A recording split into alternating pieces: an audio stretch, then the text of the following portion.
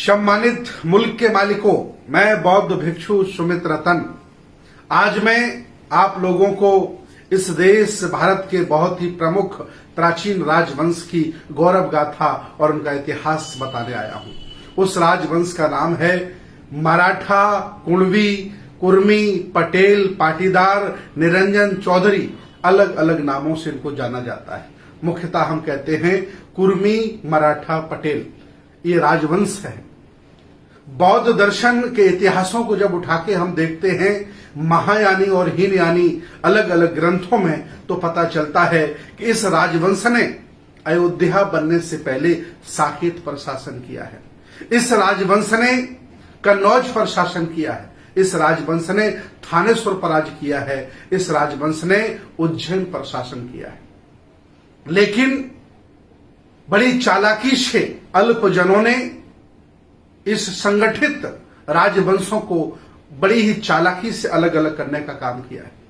आगे चल करके मां जियाऊ जय शिवराय, एक मराठा 1 लाख का नहीं, 1 कोटि का होता है, 1 करोड़ का होता है। आज मैं आपको बता दूं, जियाऊ के गर्भ से छत्रपति शिवाजी जन्म लेते हैं और हमें इस राजवंश को शिवाजी के तौर पर इस देश का शासक बनने का मौका मिला। आज भी पूरी दुनिया में अलग अलग साहित्यों में और भारत के मुख्यमंत्री, प्रधानमंत्री शिवाजी जैसा बनना चाहते हैं, जिन्होंने हक वंचित, असहाय, कमजोर लोगों के लिए हमेशा अपने दरवाजे खोले, कभी जातिवाद नहीं किया, छुआछूत नहीं किया। और कुर्मी मराठा समाज के राजा महाराजाओं, आज मैं आपको बताना चाहता हूं कि आपके राजा का राज तिलक कैसे हुआ। ये बताने की बात नहीं, आप सभी लोग जानते हो। क्यों? क्योंकि आपको ये लोग कुलीन मानते हैं। इसलिए मैं आपसे आह्वान करता हूं कि जब जब आपको मौका मिला, बेहतर प्रदर्शन करके दिखाया, चाहे शिवाजी के तौर पर मिला हो और चाहे छत्रपति साहू जी महाराज के तौर पर मिला हो। आप ही हैं जिन्होंने हक वंचित, असहाय, कमजोर लोगों को, ओबीसी को 50% आरक्षण देने का काम किया। कोई नहीं दे सका, क्योंकि आप जानते थे कि इन निर्बलों को कैसे सबल बनाना है। जगह जगह जहां जहां भी आपको मौका मिला, आपने हमेशा बेहतर प्रदर्शन करने का काम किया। इसके बाद सयाजीराव गायकवाड़, वो भी आपके वंश परंपरागत से आते हैं, लेकिन धनगर पाल वंश से भी उनका ताल्लुकात है। इन्होंने भी बेहतर काम करने का प्रयास किया। बाबा साहब को विलायत भेजने के लिए सयाजीराव गायकवाड़ का कितना बड़ा योगदान है, पूरा भारत जानता है। इसके बाद ऐसा नहीं कि इस राजवंश में लोग पैदा नहीं हुए, बहुत लोग पैदा हुए। बड़े बड़े संत, बड़े बड़े ऋषि, बड़े बड़े राजे महाराजे पैदा हुए। इसके बाद इस वंश में संत तुकाराम जन्म लेते हैं, अंधविश्वास, पाखंड, रूढ़ियों के खिलाफ जिन्होंने पूरा जीवन लगा दिया। और बाद में नफरत करके, ईर्षा द्वेष करके इन अल्पजनों ने, जिन्हें आप बामन कहते हैं, इन्होंने संत तुकाराम की हत्या की। एक पत्थर से बांध करके नदी में फेंक दिया, उनकी किताब भी फेंक दी, उनका ग्रंथ भी फेंक दिया। पूरा मराठा समाज जानता, पूरे देश के लोग जानते हैं। क्यों? क्योंकि आपकी ऊंची आवाज, आपका ऊंचा घर, आपका ऊंचा ज्ञान उन्हें पसंद नहीं है।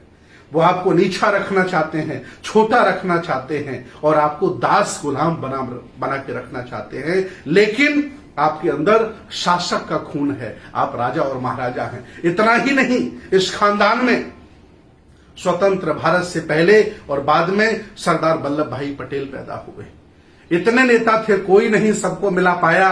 ये काम नेताओं ने सरदार वल्लभ भाई पटेल को दिया और उन्होंने पूरे भारत को, खंड खंड भारत को अखंड करके एक अच्छी सी सरकार देने का काम किया। इतना ही नहीं, इस खानदान में राम स्वरूप वर्मा पैदा हुए, जिन्होंने अर्जक संघ बनाया। उन्होंने लोहा लिया उन परजीवियों से, उन मनवादियों से, उन नफरत फैलाने वाले लोगों से, जिन्होंने हक वंचित, असहाय, कमजोर लोगों को, देश के मूल्यवासियों को बांट के रखा हुआ था। बहुत बड़ा लोहा लिया, पूरा इतिहास जानता है, आप उस वंश के लोग हैं। इतना ही नहीं, नीतीश कुमार बिहार के मुख्यमंत्री हैं। इतना ही नहीं, भूपेश बघेल इसी खानदान के मुख्यमंत्री हैं। मैं कहना यह चाहता हूं कि कभी ये देश आपने संभाला, साकेत के तौर पर, उज्जैन के तौर पर, कन्नौज के तौर पर और छत्रपति शिवाजी के तौर पर आपने उदाहरण पेश किया है। आखिर आज ऐसा क्या आप में हो गया है कि हक वंचित, असहाय, कमजोर लोगों को अपने साथ आप नहीं जोड़ पा रहे हो? अगर ये मादा आप नहीं दिखा पा रहे हैं, इसीलिए अल्पजन यहां शासक बना बैठा है।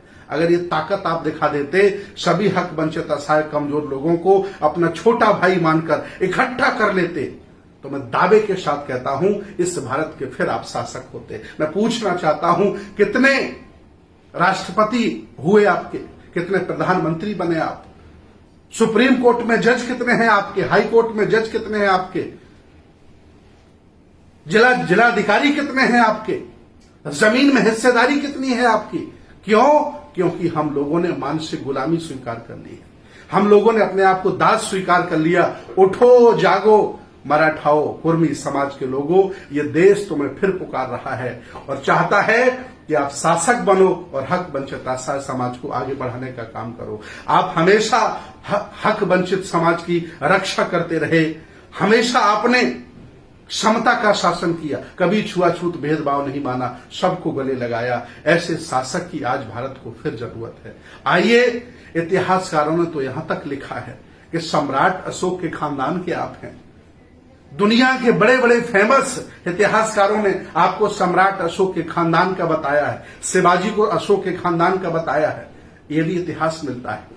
बेशक हम एक ही खानदान के लोग रहे होंगे, लेकिन बांटने वालों ने हमें बांट दिया होगा और हमें लूट लिया होगा। हम इसलिए लूट रहे हैं क्योंकि हम बटे हैं। मैं आह्वान करता हूं, ये बुद्ध की संस्कृति, ये श्रमण परंपरा, एक श्रमण आपको आह्वान करता है, आओ सबको गले लगाओ और मिला करके, जिस तरह से आपने खंड खंड भारत को अखंड किया था, जिस तरह से आपने शासन चलाए, शिवाजी के तौर पर उदाहरण पेश किया था, ये भारत फिर उसी भेष में, उसी स्थिति में आपको देखना चाहता। मैं बौद्ध भिक्षु सुमित रतन आपको प्रधानमंत्री के तौर पर, आपको मुख्यमंत्री के तौर पर और अच्छे शासक के तौर पर देखना चाहता है, ताकि आपके माध्यम से देश की संस्कृति, सभ्यता और दर्शन और बुद्ध का आंदोलन बचा रहे। आओ, मैं आपका स्वागत करता हूं। बहुत बहुत साधुवाद, बहुत बहुत धन्यवाद।